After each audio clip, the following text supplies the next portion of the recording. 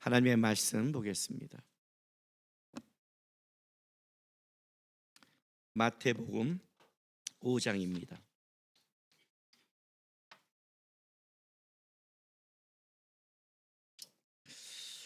마태복음 5장 31절, 32절 딱 두 절만 보는데 제가 31절 읽을 테니까 그러면 32절 읽으세요. 또 이르시되 누구든지 아내를 버리거든 이혼 증서를 줄 것이라 하였으나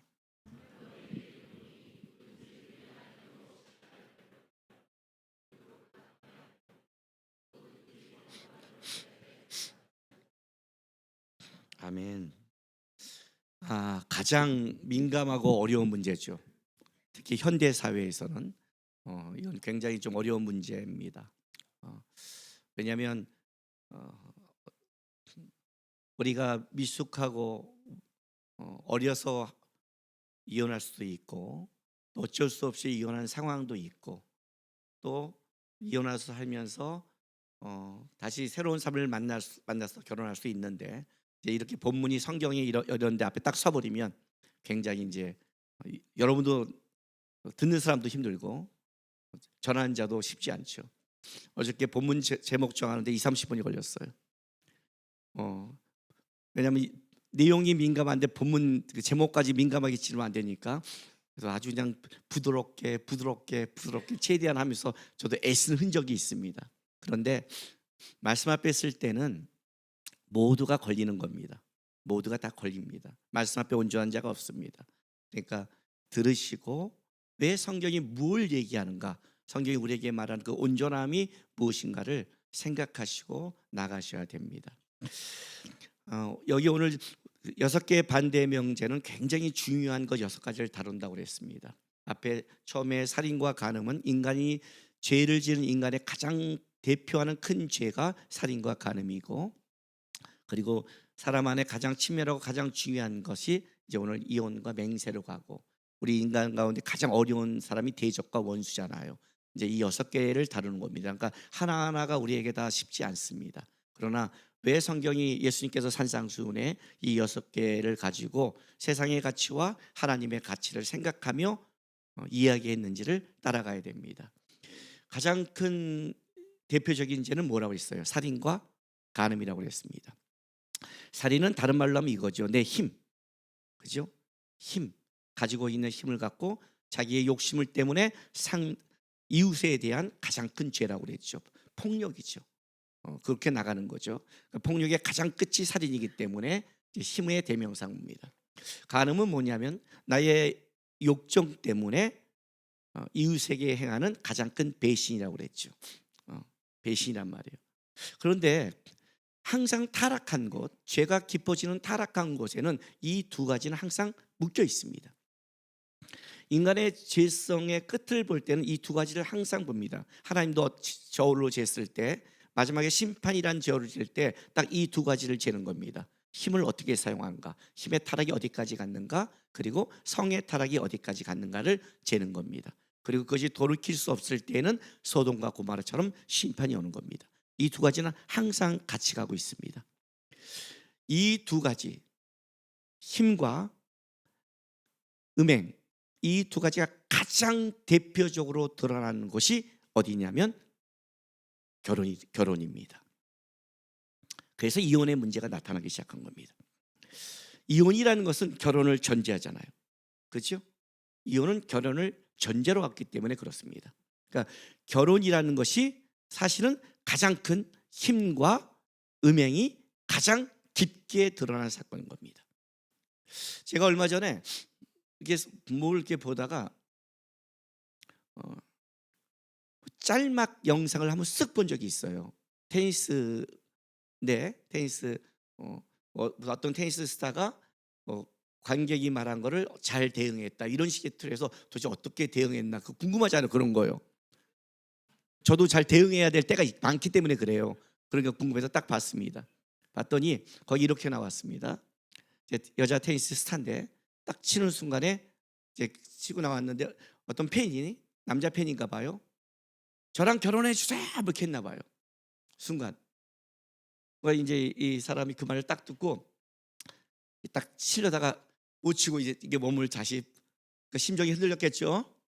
마음이 상했는지 흘리더니 이렇게 했어요. 너 돈 얼마 있는데? 그랬어. 잘 되겠다고. 알지요? 내가 테니스의 유명한 스타면 그 다음에 얼마나 돈이 많겠어요. 나한테 결혼해 달라고? 너 돈 얼마 있는데? 이렇게 말한 거예요. 납득되세요? 그 말 한마디가?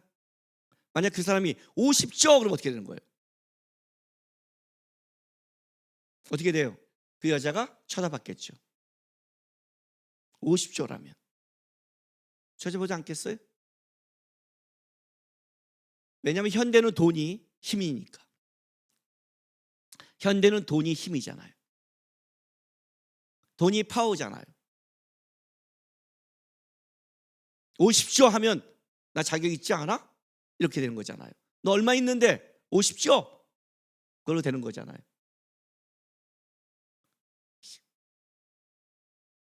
그래서 요즘 결혼이 어때요, 여러분? 여러분 요즘 결혼의 조건이 뭘까요? 힘의 조건 아닌가요? 안 그래요? 제가 그런 말 하잖아요. 왜 같은 사자인데 의사, 검사 이런 사람은 가고 왜 전도사, 목사는 급이 떨어지냐고. 우리도 공부할 만큼 했는데. 의사만큼 공부했어요, 저희도요. 의사만큼. 근데 왜 우리는?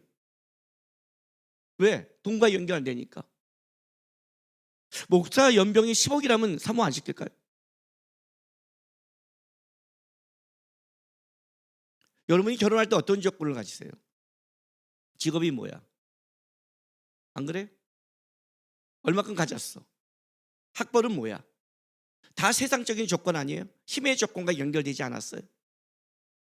그러니까 힘의 조건으로 결혼하니까 힘이 사라지면 이혼이 더 빨라지는 거죠. 힘으로 가니까.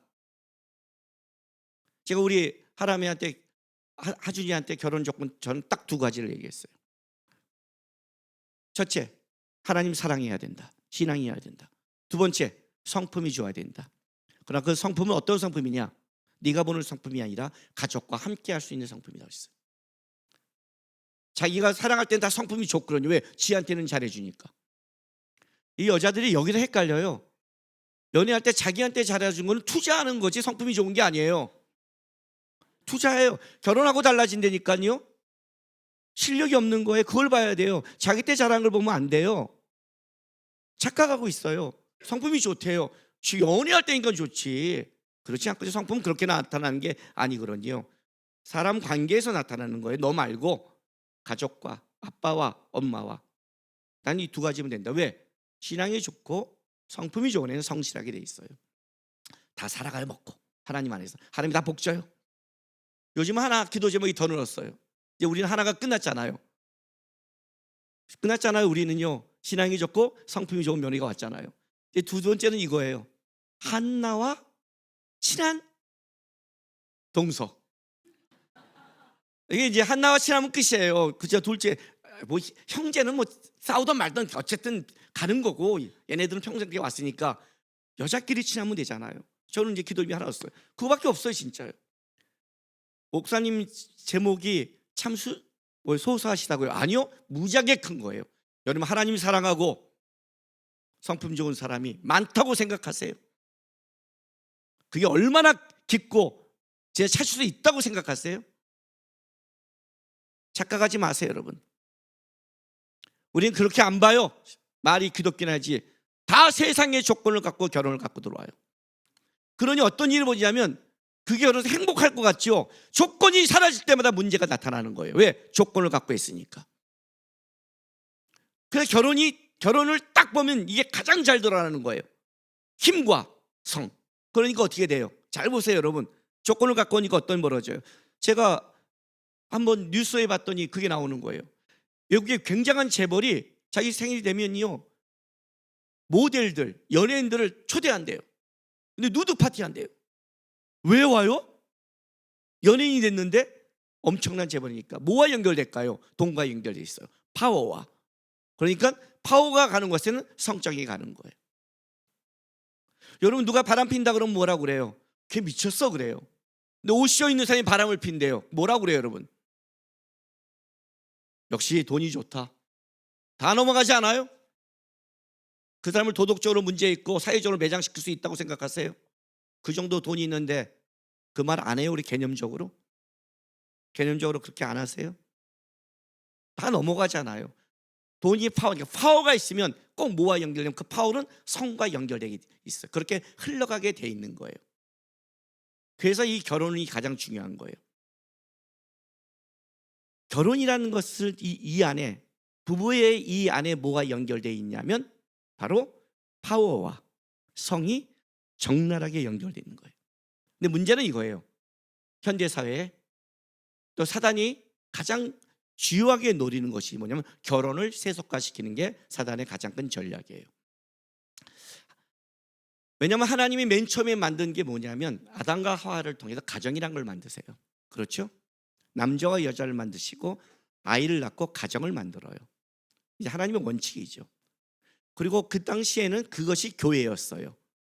에덴 동산 위에 선악과라는 말씀이 있고 에덴 동산이란 교회가 있었고 그 교회 안에 아담과 하와라는 성도가 있었어요. 처음에는 그게 교회이자 가정이었죠. 그런데 이제 아담과 하와가 말씀을 어김으로 깨져요. 깨지고 나서 하나님 이 생육하고 번성하라는 것은 가정에게 위임시켜요. 그러나 교회의 사명은 말씀이 어김으로 말미암아 뭘로 넘어가냐면 이제는 하나님께서 이스라엘로 가죠. 율법이라는 걸 주시고 또 성전이란 터를 주고 이스라엘이란 아담과 하와 대신 공동체를 줘요. 그게 이제 신약으로 와서 뭘로 바뀌냐면 말씀을 주시고 성경을 주시고 교회를 주시고 성도를 주신 거예요. 이 흐름은 교회라고 한 거예요. 그래서 이 복음에 대한 사명은 교회에 맡겼죠. 하나님이 만든 유일한 두 가지가 있어요. 그게 뭐예요? 가정과 교회예요. 이것만 깨지면 영적으로 다 무너져요. 그러니까 사단은 딱 두 가지를 공격해요. 그게 뭐예요? 가정과 교회예요. 교회는 어떻게 공격하냐? 종교다원주의. 종교를 가르치면 안 된다. 그건 가스라이팅이다. 세상은 그렇게 가죠. 어떤 나라에서는 어렸을 때 자기 자녀에게 자기가 평생 믿는 신을 못 가르치게 해요. 어렸을 때 걔네가 결정하게 해라. 왜? 교회를 깨기 위해서. 그렇게 말하는 거예요. 그러니까 종교를 깨야 되는 거예요. 이게 지금 가는 거예요. 두 번째는 뭘 주로 깨냐면 가정을 깨야 돼요. 가정을 깨는데 가장 중요한 게 뭔지 아세요? 성을 깨야 되는 거예요. 왜냐하면 가정이라는 것을 하나님이 만든 가정이라는 걸 존재한다면 남자와 여자와 통해서 아이라는 이게 하나님의 원칙의 가정이었잖아요. 그죠? 가장 하나님이 만든 모델적이란 말이에요. 두 사람이 하나님만 남녀가 만나서 하나를 이루어요. 하나 되는 싸움을 해요. 그 하나 되는 싸움을 통해 누굴 줘? 자녀를 줘요. 인간은 다 평등하지만 부모와 자녀의 관계는 가장 권위의 관계가 돼요. 그 오직 인간에게 권위라고 말할 수 있는 건 부모와 자녀의 관계예요. 근데 요즘은 부모가 아이를 함부로 때려도 안 돼요. 권위가 깨져요. 권위를 깨야 되고 문제가 벌어지기 시작했어요.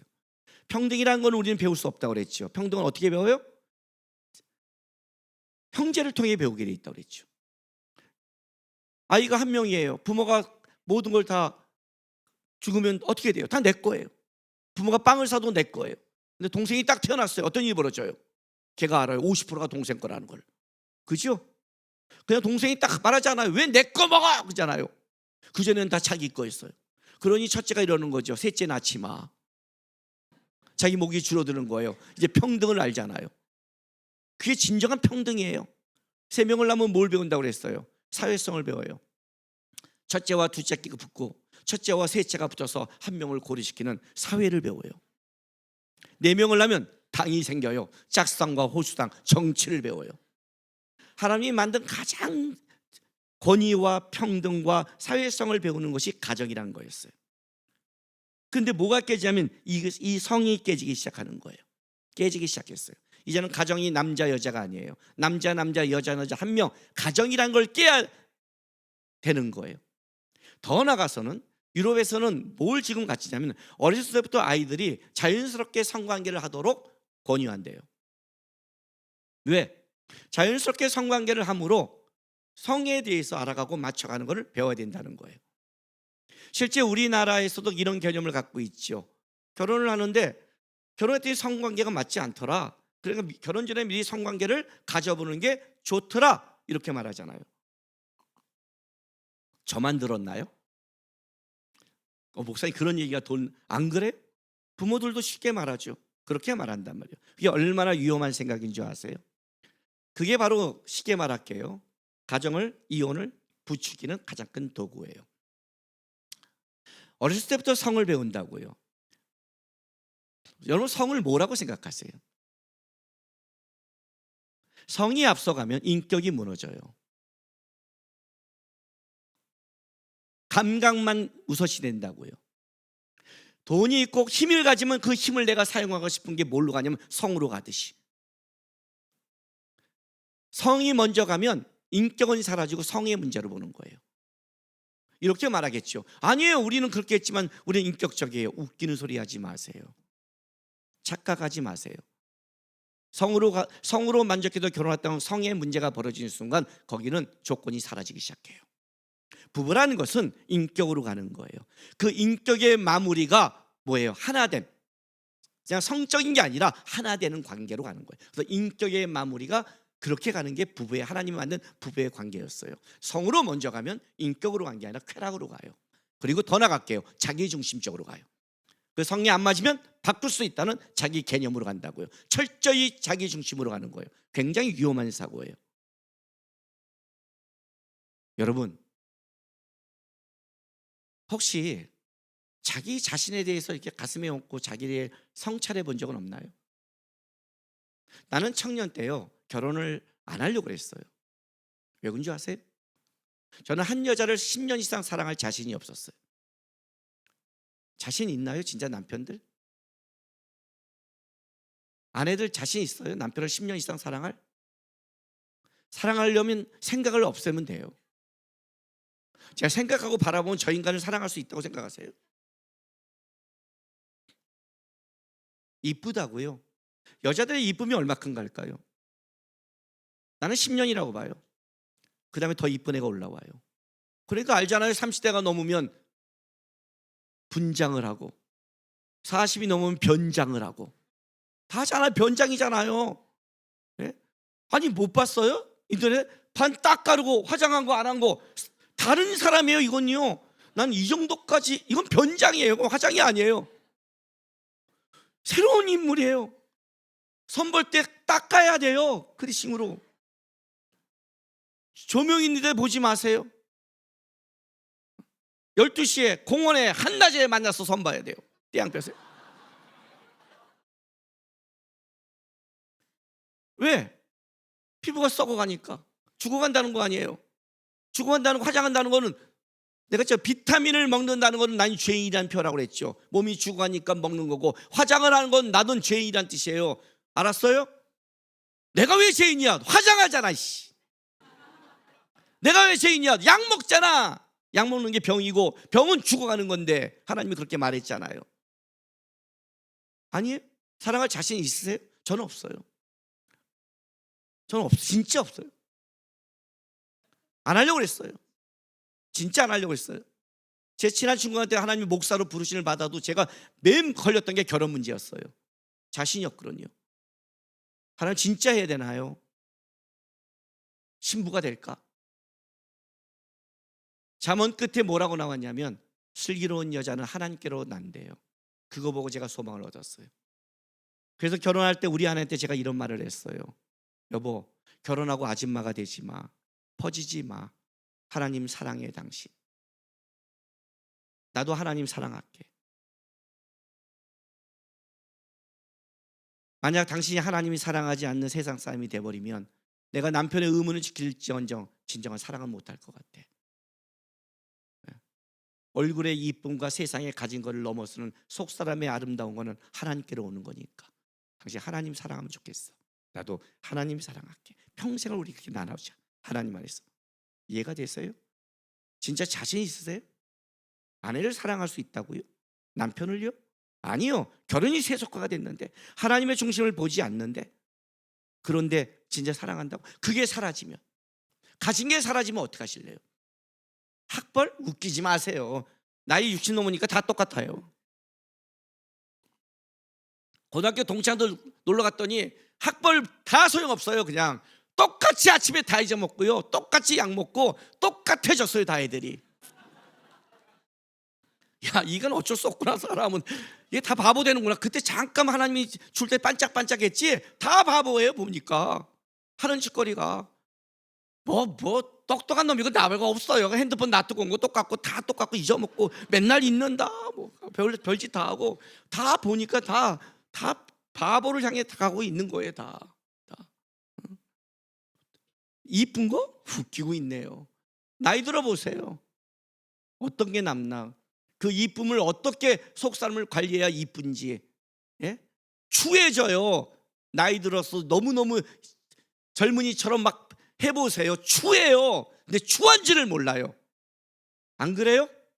사랑할 자신 있냐고요? 이쁜 애들은 쭉쭉쭉 올라오는데. 너무 외모에 관심 갖지 마세요. 안 뺏겨요. 결혼이 다 세속화가 됐어요. 그런 이혼이 급증하기 시작해요. 성적인 문제로 가면 안 돼요. 그랬어요. 어렸을 때 성을 갖춘다고. 세상이 그렇게 가르치잖아요. 지금 다 성이 깨잖아요. 이건 다 웃기는 거라죠. 세상은 다 지네의 성적인 욕심으로 웃기는 짓거리를 다 하고 있는 거예요. 자, 애가 태어났어요. 뭐라고 그럴래요? 간호사가 못 태어났어요? 물었어요. 몰라요. 왜요? 우리가 아는 하나님이 주는 남자와 여자예요. 딱 보면 알잖아요. 남자 여자. 몰라요? 5살짜리도 구별해요. 애한테. 남자가 어디니? 얘요. 여자가 어디니? 얘요. 그래요. 성적인 걸 쫓아가는 거 아니에요. 성적인 거를. 하나님이 준 질서와 계획을 쫓는 게 아니잖아요. 내가 원하는 성을 쫓는 성적으로 마음 놓고 할 수 있다는 뜻 아니에요. 그게 세상이란 말이에요. 성을 깨졌는데 생각해 보세요. 어떤 일이 벌어질 것 같아요? 예수님 당시에는 이 결혼의 제도가 결국 잘못돼서 이혼으로 갔어요. 요즘은 어떤 줄 아세요? 결혼 자체를 없애버려요.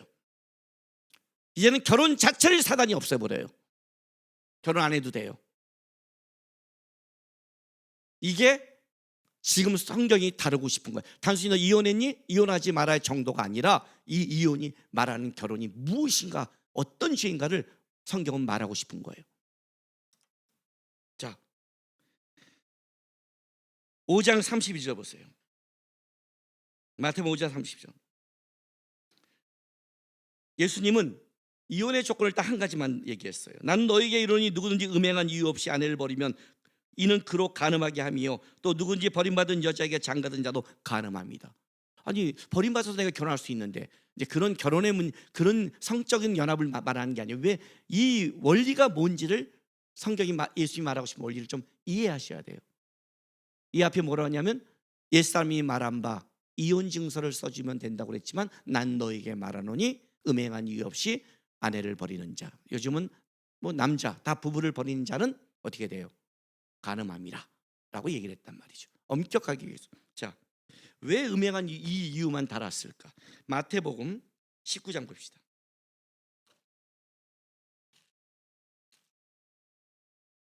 마태복음 19장 3절부터 내가 10절까지 읽어줄게. 들어보세요. 바리새인들이 예수께 나와 그를 시험하여 이르되 사람이 어떤 이유가 있으면 그 아내를 버리는 것이 옳으니까. 예수께서 대답하여 이르시되 사람이 지으신 이가 본래 그들을 남자와 여자로 지으시고 말씀하시기를 그러므로 사람이 그 부모를 따서 아내와 합하여 그 둘이 한 몸이 될지라 하신 것을 읽지 못하였느냐. 그런즉 이제 둘이 아니요 한 몸이니 그러므로 하나님이 짝지어 주신 것을 사람이 나누지 못할지니라 하시니 여짜오되 그러면 어찌하여 모세는 이혼 증서를 주어서 버리라 명하셨나이까. 예수께서 이르시되 모세가 너희의 마음의 완악함 때문에 아내 버림을 허락할거니와 본래는 그렇지 아니하라. 내가 너희에게 말하노니 누구든지 음행한 이유에 아내를 버리고 다른 데 장가드는 자는 간음함이라. 제들이 이르되 만일 사람이 아내에게 일같이 할지인데 장가들지 않는 것이 좋겠나이까. 이렇게 나가요. 자, 중요한 건 이거예요. 이건 이제 신명기 24장의 말씀, 모세의 말씀을 끌고 왔는데 모세가 왜 이혼 증서를 써주라고 그랬니? 그 이유는 8절에 너희의 마음의 완악함 때문이라는 거예요. 완악함 때문에 일단 써준 거예요. 근데 예수님이 뭐라고 말하냐면 그 사이에 결혼에 대할 때 하나님의 창조 원칙을 다루는 거예요. 하나님이 남자와 여자를 만드시고 그들이 부모를 떠나 하나 된다. 부모를 떠나예요. 부모를 떠나. 우리나라에 굉장히 어렵죠. 유교적인 분야에서 부모가 관여를 하려고 그래요. 자꾸만 떠나서 아내와 연합시켜야 되는데 유교적인 포함 때문에 이 부모들이 결단을 못하는 거예요. 자꾸만 부모들이. 근데 떠나서 연합하는 게 하나님의 방법이죠. 그리고 어떻게 되는 거예요? 하나님이 짜증 나누지 못하리라. 창조 원칙을 먼저 선포하는 거예요. 하나님이 왜 결혼제를 했고 왜 이렇게 했는지를, 이거는 하나님의 큰 계획 속에 있는 것이다. 이게 깨지면 사회와 모든 것이 다 깨질 것이다. 굉장히 위험한 거예요. 그래서 음행한 이유 없이 아내를 버리면 안 된다고 했더니 제자들이 뭐라고 말한 줄 아세요? 그럼 결혼 안 하는 게 좋겠는데, 이렇게 된 거예요. 그럼 그 당시로 돌아갈게요. 이거 얼마나 엄격했으면. 우리 그런 거 있잖아요. 너무 어떤 규를 엄격하게 하면 차라리 안 하게 낫겠는데, 이것처럼. 그러면 그들이 그 당시의 사람들의 이 결혼과 이혼에 대한 것이 얼마나 자유로웠는지 알겠죠. 그죠? 우리 시대에도 지금 만약에 부부를 갖출 때 음행한 이혼을 헤어지지만 그래도 동의하는 사람 꽤 있을 거예요. 지금 시대에도. 동의를 안 하나요? 당시 이렇게는 굉장히 많은 거죠. 아니, 그럼 결혼 안 하는 게 좋지 않을까요? 이렇게 가는 거죠. 왜냐하면 예수님 당시에는 뭐예요? 여러 가지 이유로 이혼을 시킬 수 있는 게 증서만 써주면 자유롭다는 거죠. 그죠? 왜? 마음이 완악해서. 자, 신명기 24장으로 갑시다. 모세가 뭘 말했는지를 좀 봐야 그 다음에 설명이 되죠. 신명기 24장 1절에서 4절 말씀. 구약 성경 298쪽이에요. 사람이 아내를 맞이하여 데려온 후에 그에게 수치스러운 일이 있음을 발견하고, 이 수치스러운 일이라는 것은 문자적으로 벌거벗은 것인데 뭐와 연결되면 성적으로 수치스러운 일이라는 거예요. 그러니까 음행한 이유예요. 아셨죠? 음행한 이유예요. 있음을 발견하고 그를 기뻐하지 아니하면 이혼 증서를 써서 그의 손에 주고 그를 자기 집으로 내보낼 것이요. 그 여자는 그의 집으로 나가서 다른 사람의 아내가 되려니와 그의 둘째 남편도 그를 미워해 이혼 증서를 써서 그의 손에 주고 그를 자기 집에 내보냈거나 또는 그를 아내로 맞이한 둘째 남편이 죽었다 하자, 그 여자는 이미 몸을 더럽혔은즉 그를 내보낸 전 남편이 그를 다시 아내로 맞이하지 말지니 이는 여호와 앞에 가증한 것이다. 너는 하나님 여호와 앞에서 내게 기업으로 준 땅을 범죄하게 하지 말지니라. 이렇게 말했어요. 일단 조건이 뭐냐면 수치스러운 일이, 성적으로 문제 음행한 일이 벌어졌을 때 어떻게 하라? 이혼 정서를 써주라, 이렇게 말해요.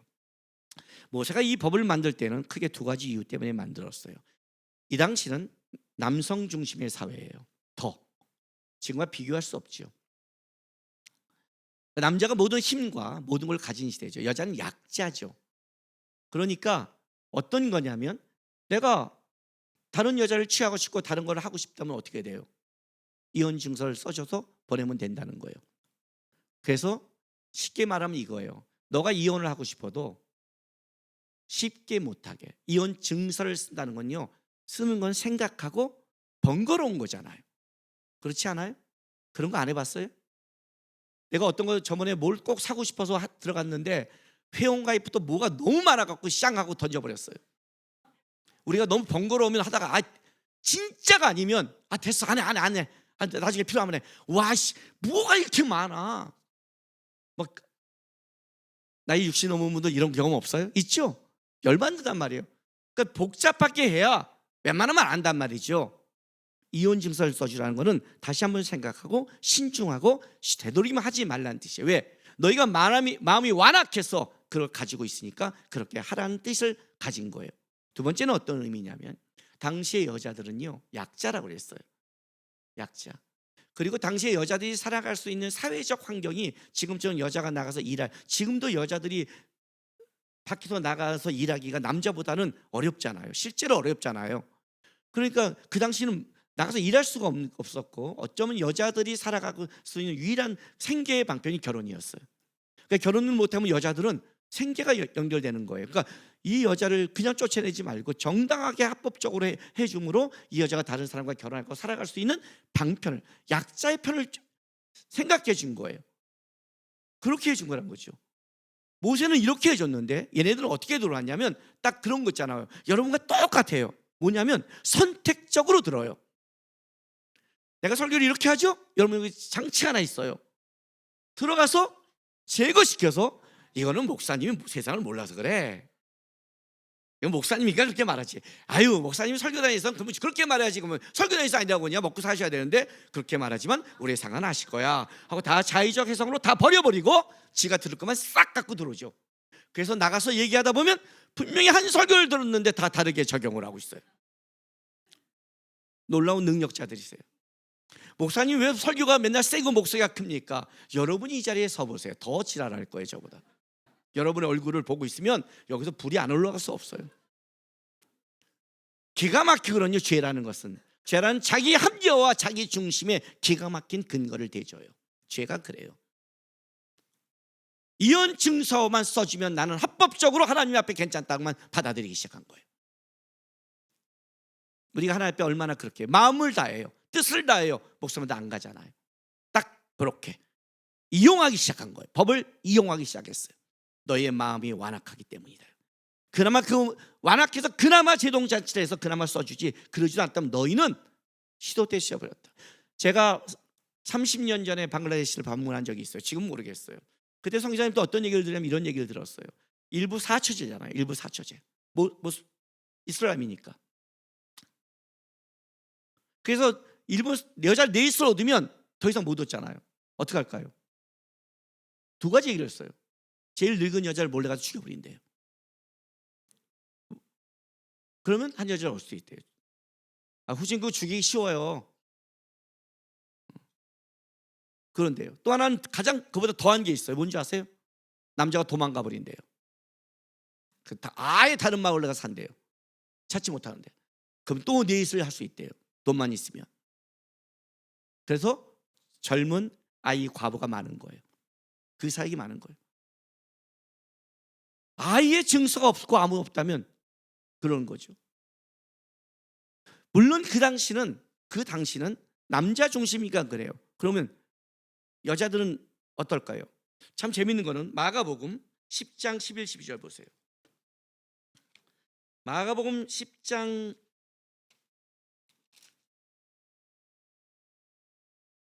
3절부터 사실은 이 이야기가 진행되는데 우리가 읽었던 얘기 똑같은 거니까 난 10장 12절에 마가복음은 이렇게 나와 있어요.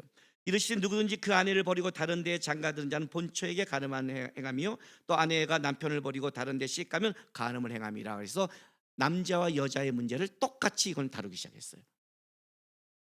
왜 이게 간음일까라고 말하는 거예요. 도대체 왜 간음일까? 성경이 왜 음행한 외에는 하지 말랄까를 지금 우리는 좀 찾아갈 이유가 있는 거예요. 성경이 말하는 원칙과 방법을 알아야 되잖아요. 그렇죠? 자, 다시 마태복음 5장 갑시다. 31절 30절 제가 다시 읽어드릴게요. 또 이르시되 누구든지 아내를 버리고 이혼 증서를 줄 것이라 하였으나 나는 너에게 이르니 누구든지 음행한 이유 없이 아내를 버리면 이는 그로 간음하게 함이요 또 누구든지 버림받은 여자에게 장가든 자도 간음함이라. 이제 왜 버림받은 여자에게 장가도 간음함인가? 왜 처음 남편과 헤어져 이혼했고 다른 남편을 만났는데 이 남편이 뭐 이혼한 다음에는 그렇다 쳐도 죽어서 다시 가는데 차라리 잘 된 거 아닌가? 둘째 남편이 죽었는데 왜 이걸 간음이라고 하는가? 성경이 말하는 것이 무엇인가? 이제 그 얘기를 하는 거예요. 부부를 여러분은 뭐라고 생각하십니까? 부부란 개념이 분명해야죠. 가정이란 개념이 분명해야죠. 예수를 믿는 자와 안 믿는 자는 다 그 기준에 싸움을 하는 거예요. 부부는 어떤 존재입니까? 원수?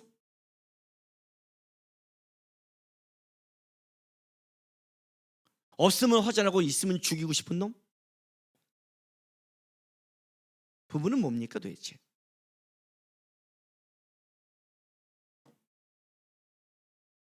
여러분, 부부는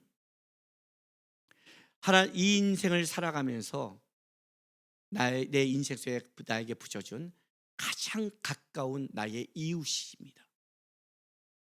그리고 나의 벗이고 나의 연인이 부부입니다. 이보다 가까운 자는 없습니다. 여러분에게 여러분의 이웃 중에 가장 가까운 이웃이 누구냐 그러면 바로 남편과 아내입니다. 여러분 중에 인생 중에 가장 나에게 친한 벗이 누구냐면 남편과 아내고, 가장 사랑하며 아껴야 될 사람이 누구냐면 남편과 아내입니다. 그러면 이렇게 말합니다. 이혼이란 이런 겁니다. 내 인생의 가장 가까운 이웃과 벗과 연인을 내 욕심과 욕정으로 버렸다는 뜻입니다. 이런 뜻을 가지고 있는 거예요. 그 사람이 누구를 사랑할 수 있겠습니까? 그 사람이 어떤 자를 사랑하겠습니까? 나의 가장 가까운 이웃과 벗과 연인마저도 자기의 욕정으로 버릴 수 있는 자라면 그가 다른 이웃은 말도 없지요. 말할 것도 없는 거예요. 만약 만나도 그것은 자기의 욕심과 중심 때문에 만난 거지, 그것이 사라진 순간 버릴 수도 있다는 겁니다.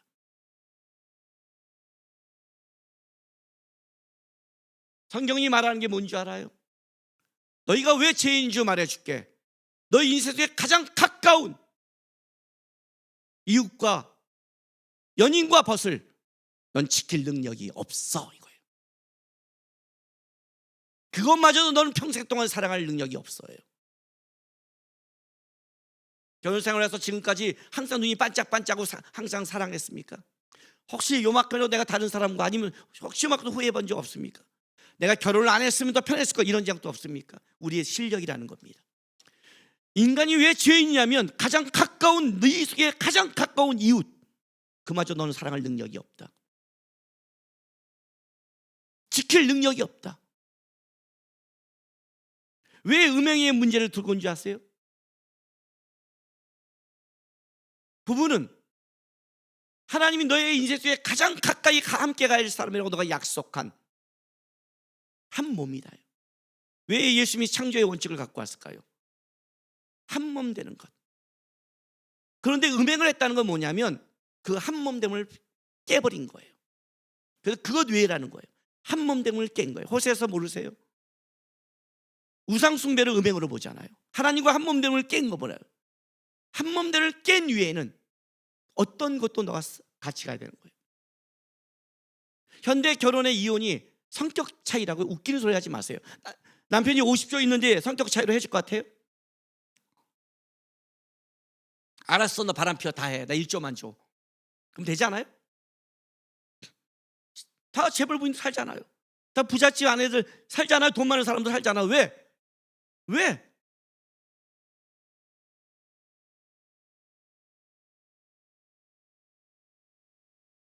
이 문제가 굉장히 심각한 거예요. 너가 가진 힘과 능력을 진짜 너에게 붙여진 한 몸 되는 관계를 넌 지켜낼 수 있니? 그걸 갖고? 아니, 힘을 가지면 너는 오히려 너의 가장 가까운 이웃을 죽여버리고 너의 욕정을 채우기 위해 다 나가는 거야. 신명기 저기 10계명에 제7계명이 간음하지 말라예요. 5계명이 내 부모를 공경하라고, 6계명이 살인하지 말라요. 6계명 7계명이 살인과 간음을 하고요. 여기 간음이 뭔지 아세요? 음행, 성적 타락, 어디 가서 이거 아니에요. 여기서 이 단어는 히브리어로 특별한 단어를 써요. 어떤 단어냐면 부부간에 바람 피지 말라는 단어를 써요. 왜요? 그러면 부부 아니고 막 성적으로 막 하면 돼? 그러니까 우리 이게 죄인이죠, 그죠? 그게 아니라 너가 하나님 안에서, 부부라는 것은 뭐예요? 가장 평생을 신뢰하고 함께 갈 사이인데 그 사람을 배신하지 말라는 거예요. 적어도 너가 다른 성적 타락은 말할 것도 없지만 적어도 너 마음에 너의 욕정을 위해 너에게 붙여진 가장 가까운 이웃, 가까운 벗, 가까운 연인을 배신해서 그 마음에 깨지 마라. 그 정도도 너가 안 지켜주면 너는 어떤 사람도 지킬 능력이 없다. 근데 우리는 하면 어떻게 돼요? 오히려 더 폭력적이죠. 마음대로 해! 힘을 사용하려고 그러죠. 힘과 성은 같이 가는 거예요. 그 얘기를 하는 거예요, 지금 성경이. 그래서 음행한 유해로 가는 거예요. 그래서 내가 이 신명기에 의하면 이 남편과 헤어졌어요. 헤어지면 어떻게 돼요? 다시 이 남편과 한 몸 되려면 결혼을 안 하고 기다리던가, 내가 다른 사람과 한 몸 됐다면 다시 가지 말란 말이에요. 그거는 이제 여기로 한 몸 된 걸로 끝이라는 거예요. 그거는 너가 이제 성적이고 하나님 앞에서 다른 거를 추구하는 것이다. 한 몸 된 싸움을 했다. 그래서 혹시 깨어질 수 있다. 그러나 다른 자와 결혼했다면 그와 한 몸 됨을 끝까지 지켜야지, 다시 돌아가지 마라. 이건 한 몸 되는 싸움 때문에 그러는 거예요. 이게 부부의 문제예요. 현대에서 좀 어려운 문제는 이거죠. 저도 우리 이혼을 하라고 얘기해 준 사람이 있어요. 저는 이혼을 할 때 딱 두 가지 조건이에요. 음행은 빼고, 이 문제를 빼고 제가 이혼을 허락한 건 두 가지 문제 때 항상 허락해. 하나는 뭐냐면 아내가 참고 살 수 있고 믿음으로 참고 살려고 그래요. 근데 요즘에는 뭐도 있냐면 정신적인 어떤 이런 문제도 있어가지고 같이 살면 폭력과 잘못하면 몸에 그 삶에 위협이 될 수 있는 상황까지 올 수 있는 사람이라면 전 이혼을 시켜요. 두 번째는 저는 꼭 제가 이혼을 시킬 때 전제하는 자가 있어요. 자녀의 문제예요. 아내는 어떻게 살 수 있는데 이 싸움과 폭력을 보면서 자녀가 병들어 죽게 될 경우가 있을 때는 저는 이혼을 시켜요. 그러니까 요즘은 좀 어려운 시대예요. 왜냐하면 나는 잘 살려고 애썼는데 상대 때문에 하는 경우도 있기 때문에 받아들이기 어렵지만 나의 상황으로 받아들이지 마세요. 성경이 말하는 원리와 이유로 가셔야 돼요. 성경은 이렇게 말하는 거예요. 우리는 나의 가까운 이웃이자 벗이자 연인도 책임지지 못하는 죄인이다. 그게 우리의 본 모습이다.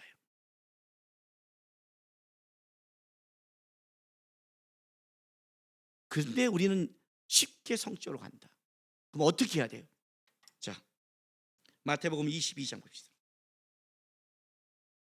35절에서 39절 보겠습니다. 그 중에 한 율법사가 예수를 시험하여 묻되 선생님, 율법 중에 어느 계명이 크니까? 예수께서 이르시되 내 마음을 다하고 목숨을 다하고 뜻을 다하여 주 너희 하나님을 사랑하라 하셨으니 이것이 크고 첫째 되는 계명이요 둘째도 그와 같으니 내 이웃을 내 자신같이 사랑하라 하셨으니 이 두 계명이 온 율법과 선지자의 강령이라. 자, 온 율법, 하나님의 뜻을 이루는 모든 것의 가장 중요한 첫 번째는 하나님을 목숨을 다하여 힘을 다하여 마음을 다하여 사랑하는 것이고 이웃에 대해서는 어떻게 하라? 내 자신까지 사랑하는 것이라고 얘기를 했어요. 그렇죠? 왜 이걸로 갔을까요? 우리는 지금 성경이 뭐라고 얘기하냐? 우리는 너의 이웃을 사랑할 실력이 없다고 얘기하는 거예요. 내 가장 붙여준 평생을 함께 가는 네 몸이자 너 자신 같은 아내들과 남편은 자신이거든요. 내 자신 같은 몸 같은 사람을 어떻게 돼요? 아끼고 사랑할 능력이 없다고 얘기하잖아 지금요. 그것이 이혼이라는 거예요. 헤어질 수밖에 없단 말이에요. 실력이 없는 거예요. 실력이 없어요. 여러분 조금 더 내가 나갈까요? 남편 같은 짓을 한 자식은 자 버릴까요? 내가 진짜 싫어하는 자식이 했고 남편이 했어요. 둘 다 버릴까요? 아니요, 남편은 버리고 자식은 안 버려요. 알아요? 자식은 더 간다고요. 더 간단 말이에요. 자식이 되는 그 실력이 있는 거예요. 좀 더. 남편은 없는 거예요. 아내는 없는 거란 말이죠. 우린 실력이 없는 거야. 쉽게 말하면 내 자신 같은 내 이웃을 내 자신같이 사랑하래요. 아내는 내 자신이거든요. 한 몸이거든요. 하나님이 묶은. 근데 내 자신을 못 사랑해요. 근데 내 아내 자신도 못 사랑하는데 어떻게 다른 이웃을 사랑하겠어요? 말이 안 되죠. 안 되는 거예요. 근데 방법이 이렇게 말하는 거예요. 너가 마음을 다하여 힘을 다하여 뜻을 다하여 네 하나님을 사랑한다면, 그리고 그렇다면 너가 내 이웃인 가장 가까운 이웃을 사랑하게 될 것이다. 하나님의 마음이 아니고 은혜 아니면 사랑할 능력이 없어요. 여러분 착각하지 마세요. 제가 여러분에게 평생을 저를 위해 기도해달라는 거 아시죠? 오늘도 우리 김혁수 장로가 기도하듯이 하나님 두려워하는 목사 되게 해주세요. 왜요? 왜 두려우면 왜 내가 하나님 두려워해달라는 걸 부탁했을까요? 우리는 실력이 없어요. 자기를 지킬 수 있다고요. 헛소리 하지 마세요. 피해가는 게 중요하고 안 가는 게 중요하고 안 듣는 게 중요하고 도망가는 게 최고예요. 누가 그걸 지켜요? 못 지켜요. 누구한테 가요? 힘을 다하여 마음을 다하여 뜻을 다하여 하나님께 가야 지킬 수 있고 새로운 사랑이 솟아나고 한 번 된 싸움할 수 있고 가는 거지. 그래서 내 이웃을 사랑할 수 있는 거지, 하나님 사랑하지 않고 이웃을 사랑한다? 그런 예는 없어요. 그게 바로 이혼이에요. 누구도 사랑할 능력이 없다. 오늘 가서 당장 점검하세요. 남편 신앙생활 삐리삐리삐리 한다, 바람 필 수 있는 사람이에요. 아닌데 기회가 없었을 뿐이에요. 기회가 없었을 뿐이에요. 진짜 나보다 더 예쁘고 더 좋은 사람이 기회가 오고 한다면 할 수 있어요. 아니라고 말하지 마세요. 뭐 어디 거짓말을 하고 장난치고 있어요. 기회가 없을 뿐이에요. 기회가. 아내가 요즘 삐리삐리 한다, 도망갈 수 있어요. 요즘 여자들도 그냥 바람을 혼자 피나 뭐 도망갈 수 있어요. 알았어요? 기회가 없을 뿐이에요. 다 여건이 안 되고, 하나님이 그동안 우리를 보호해서 기회를 안 주신 거예요. 기회를 줄 때 하나님이 누구를 싹 나타나게 하고, 누구랑 같이 가게 하고, 밝은 데 가게 하고, 그래서 우리가 지금까지 온 거지.